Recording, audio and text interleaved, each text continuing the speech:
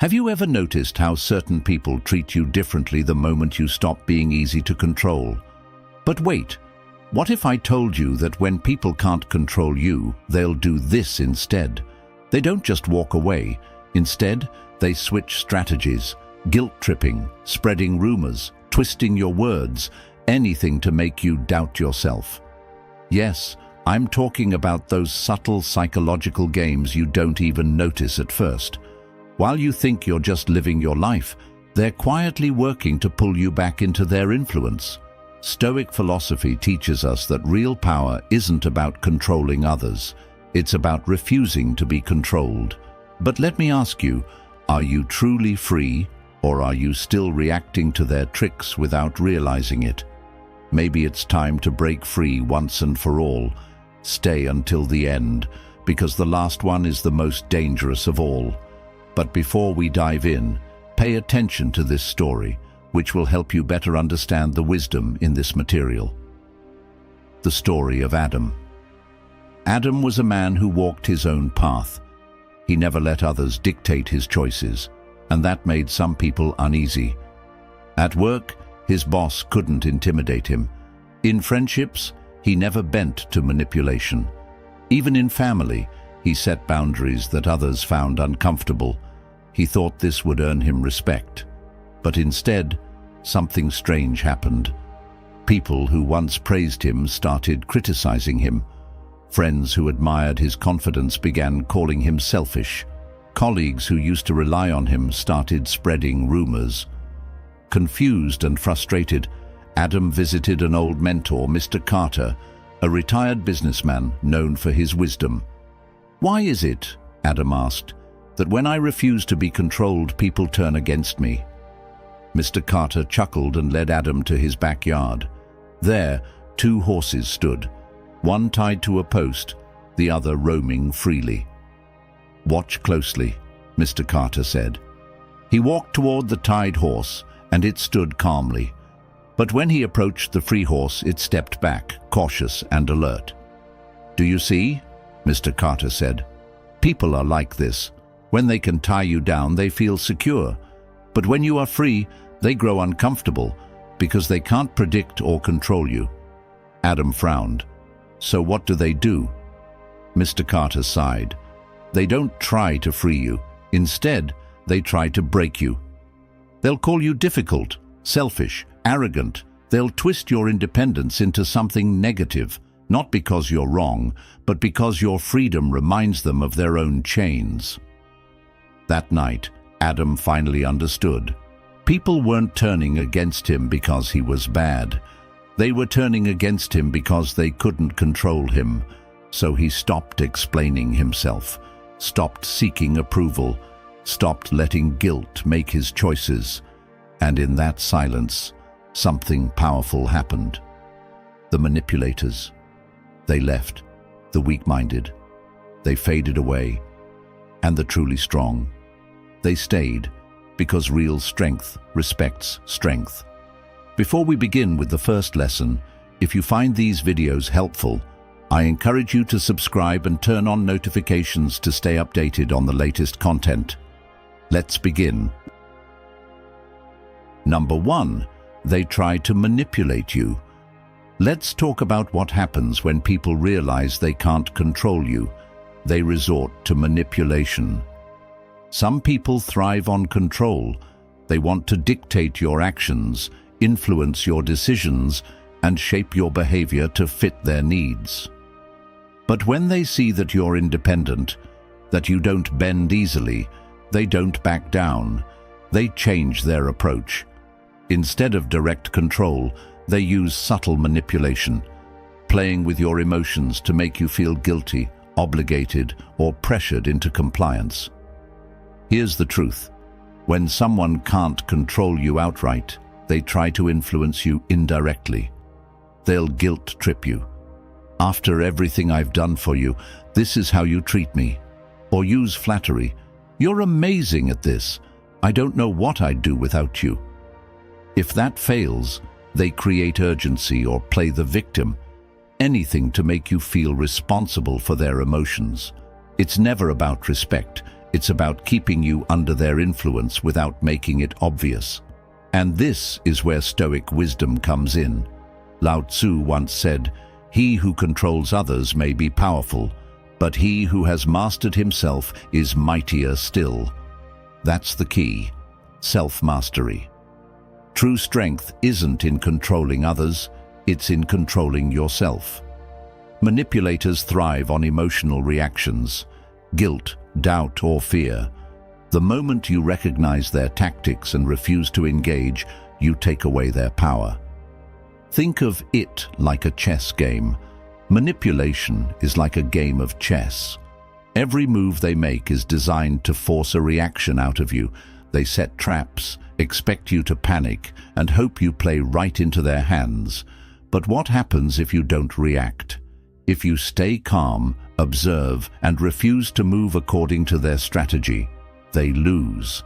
The best way to beat manipulation isn't to fight. It's to stop playing their game altogether.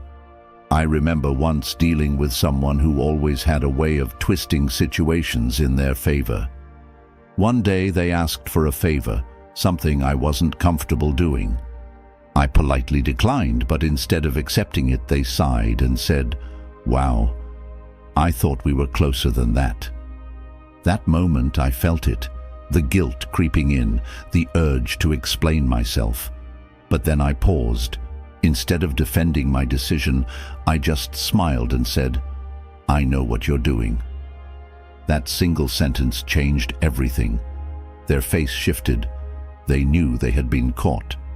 They stammered, tried to laugh it off, but I didn't engage. That was the last time they tried to manipulate me. And that's the thing. Once you recognize manipulation, it loses its power. So how do you handle people like this? First, recognize their tactics.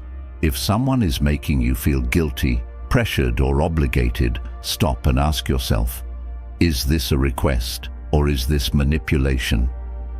Second, stay calm and firm. The more neutral your response, the less control they have over you. And finally, refuse to play the game. You don't have to defend yourself, argue, or prove anything. Simply say no and move on. At the end of the day, manipulation only works when you react to it. The moment you stop engaging, stop explaining, and stop feeling responsible for someone else's emotions, they lose control. Master yourself, hold your ground, and remember, your choices are yours alone. Number 2, they spread lies about you. Let's talk about one of the lowest tactics people use when they realize they can't control you. They spread lies. Instead of facing you directly, they create false narratives, twist the truth, and try to turn others against you. Why? Because they know they can't manipulate you, so they attack your reputation instead. It's not about truth, it's about control. Here's the reality: false narratives are a tool of the weak. When people don't have facts on their side, they resort to gossip, exaggerations, and outright lies. They want you to react, to defend yourself, to panic. Because the moment you do, they win. They've pulled you into their game. But here's the truth: real power lies in not reacting. Think of it like mudslinging. Imagine someone throwing mud at you. If you try to fight back, you'll only get dirtier. But if you stand still, let the mud dry, and simply dust yourself off, you walk away clean. That's how false narratives work. The more you fight against them, the more you spread the mess. But if you stand firm, the lies eventually fade away on their own. And this is where Stoic wisdom comes in. Marcus Aurelius said, "If you are unaffected by what is said, you have already won." Think about that. Your silence is your victory. The moment you stop caring about what others say, you take away their power, because truth doesn't need defense. It speaks for itself. I remember a time when someone deliberately spread false rumors about me. At first, my instinct was to defend myself, to correct every lie. But then I stopped. Instead of reacting, I focused on being exactly who I am, letting my actions prove the truth. And you know what happened? The lies lost their impact. The more I ignored them, the more people started seeing the real story and the person who spread them. Eventually, they exposed themselves because lies have a short lifespan, but the truth lasts forever. So how do you handle people like this? First, don't engage. The moment you argue, you give their lies power. Second, let your character do the talking. Truth doesn't need a defense. It proves itself over time. And finally, remember that people who spread lies reveal more about themselves than they do about you. At the end of the day, false words hold no weight unless you give them attention. So stand firm, stay silent, and watch as the truth makes its way to the surface, because those who rely on lies always lose in the end. Number 3, they play the victim. Let's talk about one of the most manipulative tactics people use when they can't control you. They play the victim. Instead of taking responsibility for their actions, they flip the script, act like they've been wronged, and seek sympathy from others. Why? Because if they can't control you directly, they'll control how others see you. Here's the truth. Playing the victim is not about seeking justice. It's about avoiding accountability. These people twist facts, exaggerate situations, and make themselves look helpless, all to gain support and validation. And the more you try to explain or defend yourself, the worse it gets, because now you look like the aggressor while they sit back, soaking in sympathy. Imagine someone putting on an Oscar-worthy performance, playing the innocent victim while making you the villain. If you step on stage and argue, you become part of the act. But if you refuse to play along, the audience eventually sees the truth. People who fake victimhood rely on reactions. Don't give them one. And this is where Stoic wisdom comes in. Epictetus once said, "A wise man does not allow others to dictate his emotions." That's the key, emotional control. The moment you let their performance affect you, they win. But if you stay calm, detached, and let time reveal the truth, you take away their power. I remember dealing with someone who would always play the victim whenever they were confronted. One day, after repeatedly crossing a boundary, I finally stood up for myself. Instead of apologizing, they acted shocked, told others I had attacked them, and suddenly I was the bad guy. At first I wanted to defend myself, to prove my side, but then I stopped. I let my actions speak. I didn't argue, didn't explain, didn't play into their game. And you know what happened? People started seeing the truth on their own.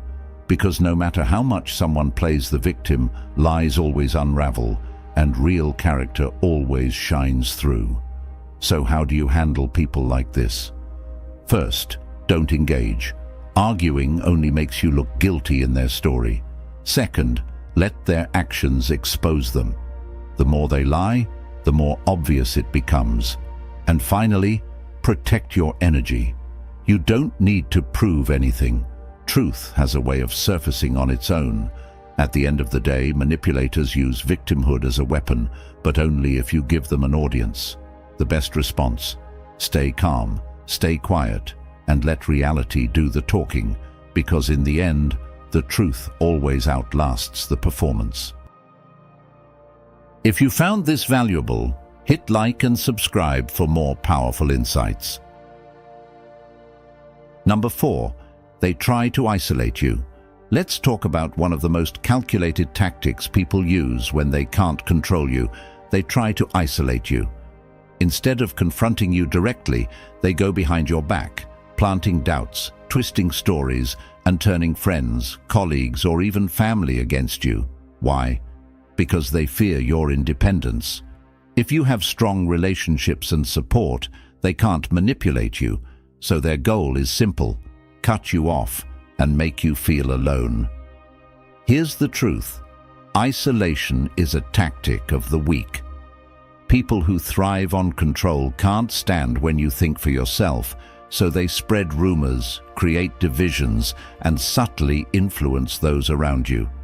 They want you to doubt who you can trust, question your worth, and ultimately become dependent on them. The more isolated you feel, the easier you are to control. Think of it like a wolf pack. In the wild, predators isolate their target from the pack before they strike. Why? Because a lone prey is easier to take down. Manipulators do the same thing. They don't attack when you're surrounded by strong allies. Instead, they create conflict, tension, and misunderstandings to pull you away from those who support you. But once you recognize this, you can outsmart them. And this is where Stoic wisdom comes in. Seneca once said, "Associate only with those who improve you. Avoid those who would pull you down." That's the key. Surround yourself with people who strengthen you, not those who divide and manipulate. True friends and allies will see through the lies over time, and those who turn against you, they were never meant to stay. I once knew someone who slowly tried to turn people against me. It started small, subtle comments. "I don't know if you can really trust them." Then came the exaggerations, the twisting of my words. At first I was frustrated, tempted to confront them. But then I realized, the more I fought back, the more power I gave them. So instead, I focused on strengthening my real relationships. I stayed consistent in my actions, let my character speak louder than their words. And guess what? Over time, people started seeing the truth on their own. The ones who mattered stayed. The ones who believed the lies, they were never my people to begin with. So how do you handle people like this? First, stay calm. The more you react, the more fuel you give them. Second, nurture real connections.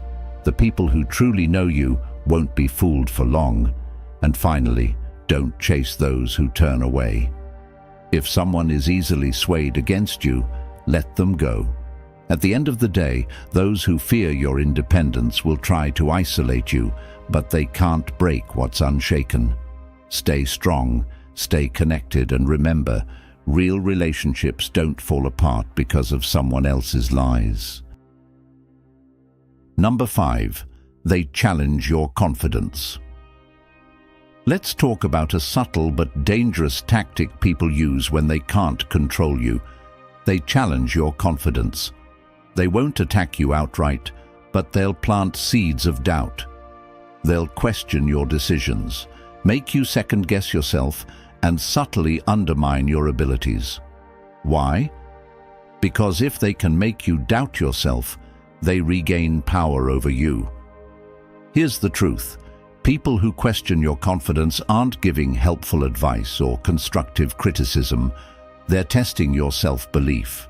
They want you to hesitate, to seek their validation, to feel uncertain about your choices, because the more unsure you are, the easier you are to influence. Think of it like a shaky bridge. Imagine you're walking across a bridge. It looks strong, but someone standing nearby keeps saying, "Are you sure that bridge can hold you? What if it collapses?" At first, you feel confident, but the more they talk, the more you start questioning yourself. Not because the bridge is weak, but because they made you doubt it. That's exactly how confidence works. Your judgment is solid, but manipulators shake it on purpose. The trick is to recognize what they're doing and keep walking. And this is where Stoic wisdom comes in. Epictetus once said, "A person's worth is not determined by external approval. True confidence doesn't come from others agreeing with you, it comes from trusting yourself." The moment you stop seeking validation and stand by your decisions, you become unshakable. I remember a time when someone constantly questioned my choices. Every time I made a decision, they'd raise an eyebrow. "Are you sure? That seems risky." At first I explained myself. I tried to justify my decisions to prove I was right. But then I realized they weren't questioning me because they knew better. They were doing it to make me unsure. So one day, I stopped explaining. I simply said, "Yes, I'm sure." That was it. No justification, no debate. And you know what? They had nothing left to say. Because confidence doesn't need to argue, it just stands firm. So how do you handle people like this? First, trust yourself. If you made a decision based on reason and experience, don't let someone's doubt shake you. Second, stop over-explaining. The more you justify yourself, the more they'll poke holes in your confidence. And finally, remember that doubt is their tool, not your truth. Just because someone questions you doesn't mean you're wrong. At the end of the day, your confidence is your power. People will challenge it, test it, and try to weaken it, but only if you let them. Stand firm, trust yourself, and never let anyone else's doubts become your own. Number 6. They provoke you emotionally. Let's talk about one of the oldest tricks in the book, provoking you emotionally. When someone realizes they can't control you with logic or manipulation, they resort to pushing your buttons. They say things designed to frustrate, insult, or enrage you, not because they care about the argument, but because they want you to lose control. Once you react emotionally, they win. Here's the truth. They want you to get angry so they can claim the moral high ground. They'll say things that mock, belittle, or twist your words just to get a reaction. The moment you snap, they'll turn around and say, "See, I told you they were unreasonable."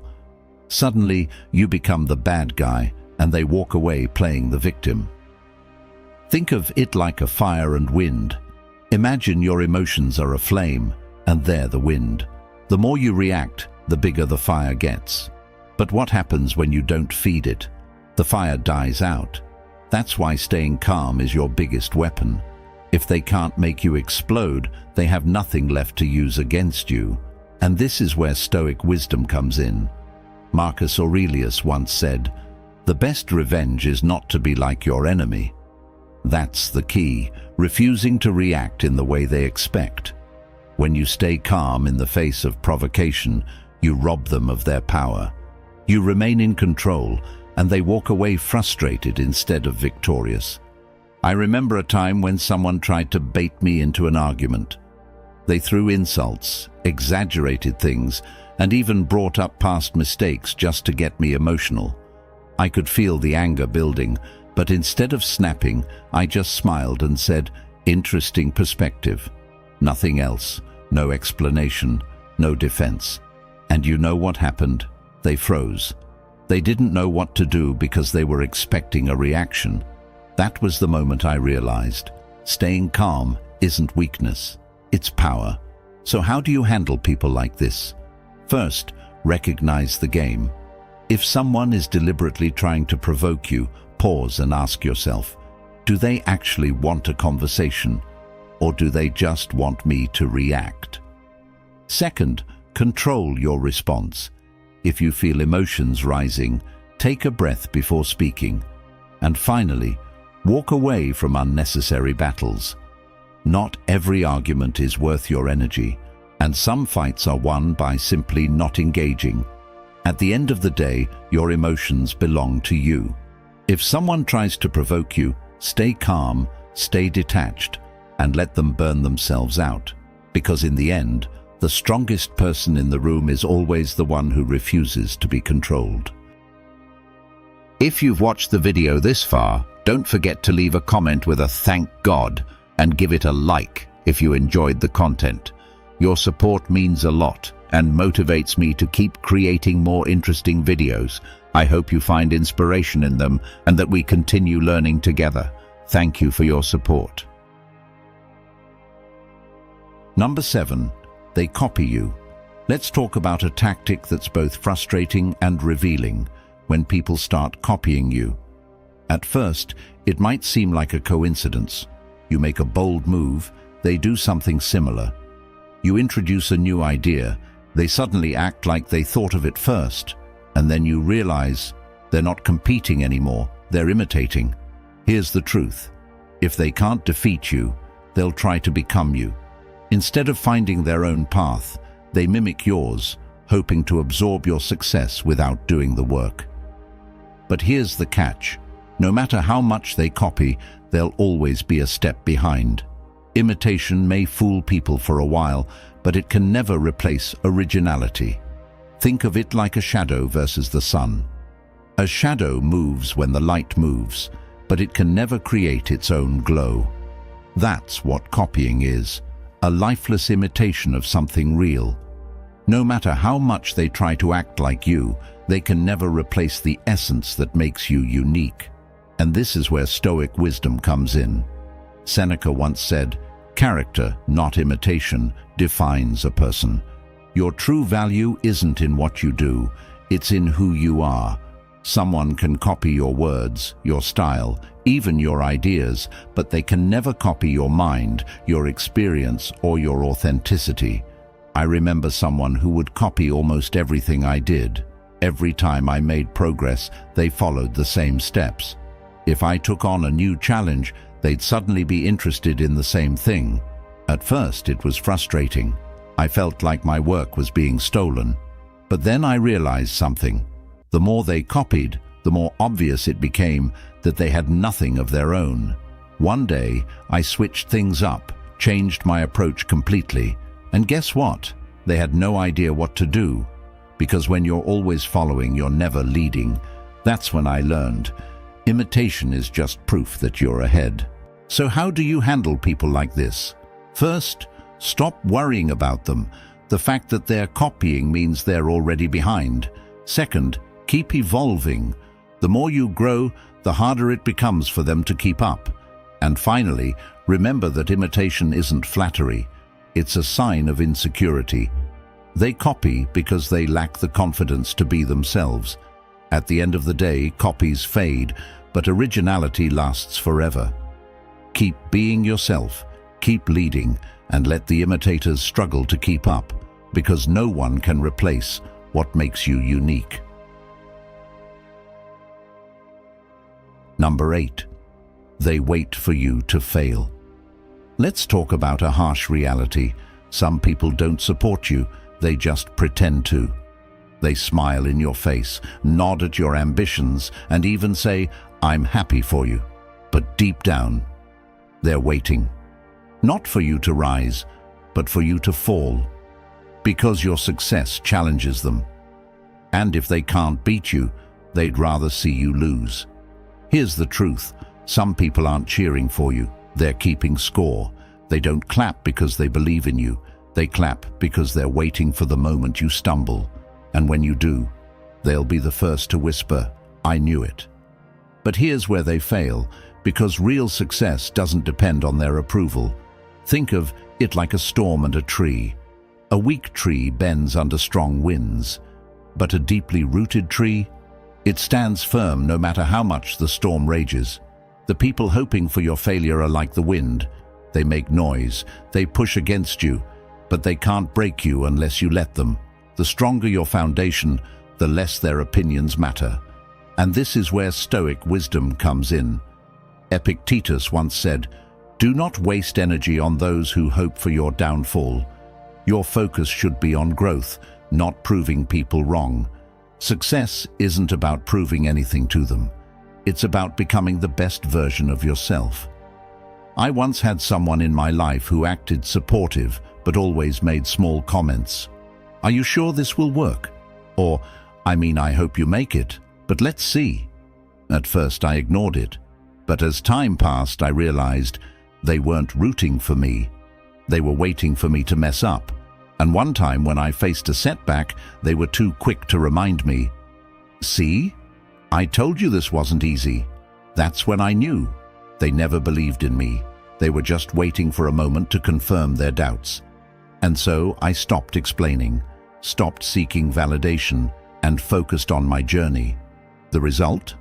I succeeded, and their silence spoke louder than their fake support ever did. So how do you handle people like this? First, recognize the signs. If someone only appears when you struggle but disappears when you win, that's a clue. Second, stop wasting energy proving yourself. Your success is for you, not for them. And finally, let success be your answer. Keep moving forward, keep evolving, because nothing bothers them more than watching you rise when they swore you'd fall. At the end of the day, some people wait for your failure like it's entertainment. Don't give them the satisfaction. Succeed anyway. Blast off.